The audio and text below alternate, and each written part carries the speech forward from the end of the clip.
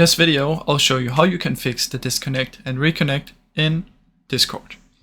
Now first, what you can do is go to a voice channel and you can right click on it, go to edit channel, and from in here you can turn down the bitrate if yours is too high.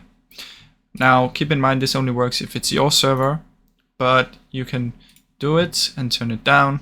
You can also scroll down and choose region override and choose your region closest to where you live. Now another thing you can do is open user settings, come to voice and video, scroll down until you find audio subsystem, and from in here choose legacy mode, then try and relaunch your Discord and see if this fixes the issue.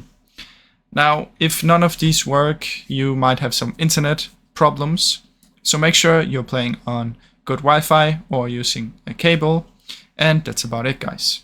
Now if none of these work, you can try and use a tester on something else. You can try the Steam, you can try on, I don't know, Skype, whatever you use, Leak, voice chat, anything, and see if it's better there.